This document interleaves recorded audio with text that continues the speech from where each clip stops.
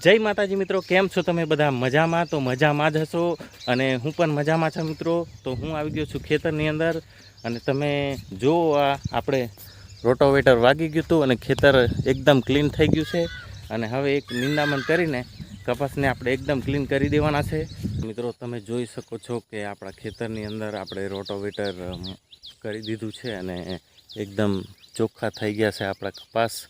તો હવે આ વચ્ચેથી જે ઘાસ હતું ને એ બધું નીકળી ગયું છે અને હવે આ કપાસને સાફ કરીને એટલે કે નિંદામણ કરીને પછી આપણે કપાસને એકદમ ક્લીન કરી દઈશું ને પછી આપણે અંદરથી ટ્રેક્ટરને ચલાવીને પારી કરી દઈશું, જેથી કરીને પાણી લેવામાં સરળતા થાય.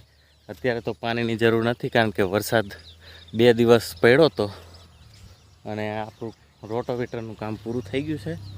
તો 2 દિવસ કામ ચાલ્યું હતું કારણ કે જે દિવસ પહેલા દિવસે આપણે કરતા હતા ને તો અડધું પૂરું થયું હતું ને વરસાદ ચાલુ થઈ ગયો હતો.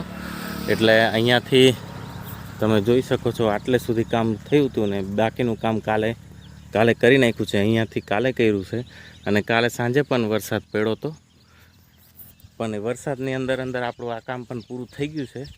તો હવે આપણે પાણીની જરૂર નથી અત્યારે, તો પાણી લેવાનું કામ બંધ થઈ ગયું છે અને આપણે પાઇપને વાળી દીધા છે ને ત્યાં ઓરડીમાં મૂકી દીધા છે. તો હવે આપણે છે ને તરુ જોવા જઈએ છે, ત્યાં છે ને તરુ જોવા જઈએ છે. તો તરુ કેવો થઈ ગયો છે એ જોઈએ અને પછી આપણે આગળ તમને બતાવું. ચાલો. તો મિત્રો તમે જોઈ શકો છો આ તરુ આપણો એકદમ મસ્ત રીતે થઈ ગયો છે.